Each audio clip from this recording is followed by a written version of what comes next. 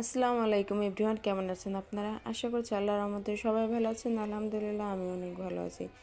আজকে আমি বিকেলের একটা নাস্তা নিয়ে চলে এসেছি। এটা কিন্তু চায়ের সঙ্গে কিংবা এমনিতেই কিন্তু খুব মুচমুচে, খেতে কিন্তু খুব দারুণ লাগে।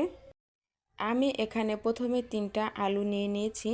আলুগুলোকে আমি ছিলে নিয়েছি আর ধুয়ে নিয়েছি। এখন আমি আলুগুলোকে কুচি করে নেব। আমি আলুগুলোকে খুবই ছোট ছোটোভাবে কুচি করে নেব।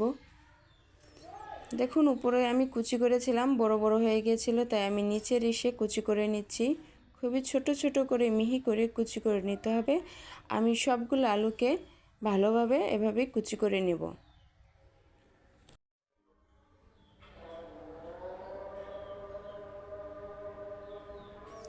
সম্পূর্ণ আলু আমার কুচি করে নেওয়া হয়ে গিয়েছে। আলুগুলোকে এখন আমি পানি দিয়ে ভালোভাবে খুব সুন্দর করে ধুয়ে নেব। আমি 2বার পানি দিয়ে আলুগুলোকে খুব সুন্দরভাবে ধুয়ে নিয়েছি।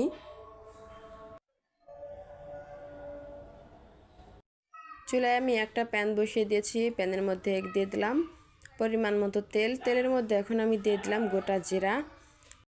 জিরাগুলোকে আমি কয়েক সেকেন্ডের জন্য ভেজে নেব। দিয়ে দিলাম আমি আদা কুচি। এখন আমি কিছুক্ষণ সময় ভালোভাবে ভেজে নেব। এখন আমি দিয়ে দেব রসুন কুচি। রসুনগুলোকে আমি লম্বা লম্বা করে কুচি করে নিয়েছি। আর দিয়ে দিলাম পেঁয়াজ কুচি। এগুলোকে আমি কিছুক্ষণ সময় ভালোভাবে একটু ভেজে নেব, একটু নরম করে নিলাম।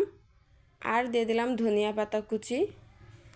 এখন আমি দিয়ে দেব হলুদের গুঁড়া, ধনিয়া গুঁড়া, মরিচের গুঁড়ো আর লবণ হাফ চামচ দিয়ে এখন আমি ভালোভাবে কিছুক্ষণ সময় আবার ভেজে নেব। এখন আমি দিয়ে দিলাম আমার ধুয়ে রাখা আলু কুচি। আলুগুলোকে এখন আমি রান্না করে নেব। আমরা যেভাবে আলুটা ভাজি করি, আপনারা চাইলে ঠিক সেভাবেই কিন্তু ভাজি করে নিতে পারেন। আপনারা যারা আমার ভিডিওটি দেখছেন, আপনাদের কাছে আমার একটাই রিকোয়েস্ট, প্লিজ আপনারা আমার ভিডিওটি সম্পূর্ণ দেখে একটি লাইক করে দেবেন, কমেন্ট করে আপনার মতামতটি জানিয়ে দেবেন। আমি কিছুক্ষণ সময় একটু রান্না করে নিলাম। এখন এর মধ্যে দিয়ে দিলাম হাফ কাপ পানি আর এলাচ গুঁড়ো। এখন কিছু সময় অপেক্ষা করব বলক ওঠার জন্য। দেখুন, বলকটা উঠে গিয়েছে। এখন আমি এর মধ্যে দিয়ে দিলাম 1 কাপ পরিমাণে আটা। আপনারা চাইলে ময়দাটাও ব্যবহার করতে পারেন। আমার বাসায় আটা আছে, তাই আমি আটাটা ব্যবহার করলাম। আটা ব্যবহার করলে কোনো সমস্যা হবে না।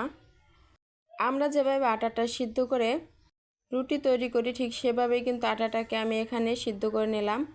আমি যেভাবে করেছি আপনারা ঠিক সেভাবেই করবেন।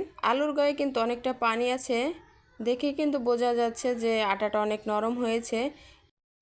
চুলাটা অফ করে আমি কিন্তু ভালোভাবে একটু ছড়িয়ে রেখে দেবো আটাটা ঠান্ডা হওয়ার জন্য। ঠান্ডা হলেই কিন্তু আটাটা একটু শক্ত হয়ে যাবে। দেখুন, আমি কিন্তু অনেকটা সময় আটাটা এভাবে কিন্তু রেখে দিয়েছিলাম। তারপর যখন ঠান্ডা হয়েছে তখন আমি হাত দিয়ে এভাবে করে ভালোভাবে আটাটাকে মুধে নেব। খুব সুন্দরভাবে আমি কিন্তু মুধে নিয়েছি। আর এখানে কিন্তু 2টা ডো হয়েছে। আর এখন আমি ডো দুটোকের মধ্যে একটা কিন্তু নিয়ে আমি ভালোভাবে বেলুন দিয়ে বেলে নেব। আমরা সাধারণভাবে যেভাবে রুটিটা বেলে নেই সেভাবেই কিন্তু বেলে নিতে হবে। একটু নরম হাতে বেলে নিতে হবে। রুটির মতো কিন্তু ওভাবে চাপ দেওয়া যাবে না। একটু নরম হাতে কিন্তু বেলে নেব। তার আগে আমি একটু আটা এপাশ ওপাশ ভরে নিলাম।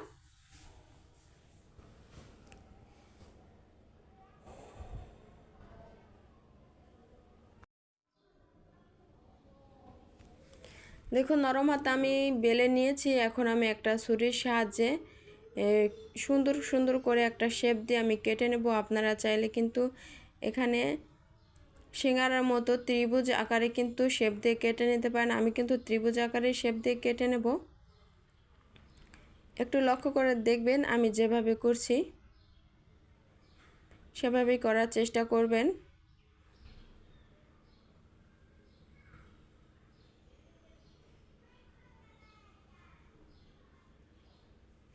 আপনারা চাইলে কিন্তু অন্য কোনো ডিজাইন দিয়েও কিন্তু আপনারা কেটে নিতে পারেন।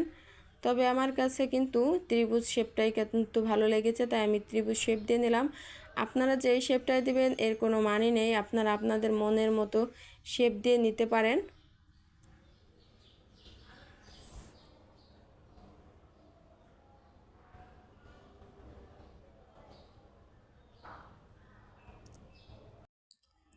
এভাবেই কিন্তু আমি দুটো ডই কিন্তু খুব সুন্দরভাবে কেটে নেব। দেখুন আমি একটা কিন্তু ভালোভাবে কেটে নিয়েছি, এখন অন্যটাও কিন্তু এভাবেই কেটে নেব।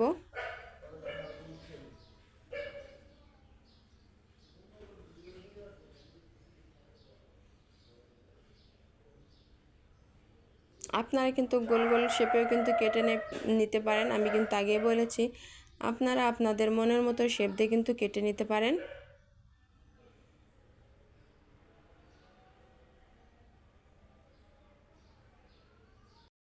আমার কিন্তু অনেকগুলোই হয়েছে। এদিকে আমি চুলার মধ্যে প্যান বসিয়ে দিয়েছি, তেলও দিয়ে দিয়েছি, তেলটা আমি গরম করে নিয়েছি। আর এর মধ্যে আমি একটা একটা করে ছেড়ে দেব। মিডিয়াম টু লো আছে কিন্তু আমি সবগুলোকে এভাবেই খুব সুন্দর করে মুচমুচ করে ভেজে নেব। আর এই নাস্তাটা কিন্তু আপনারা খাওয়ার সময় কিন্তু বুঝতেই পারবেন না যে এটা আলু আর আটা দিয়ে কিন্তু তৈরি করা।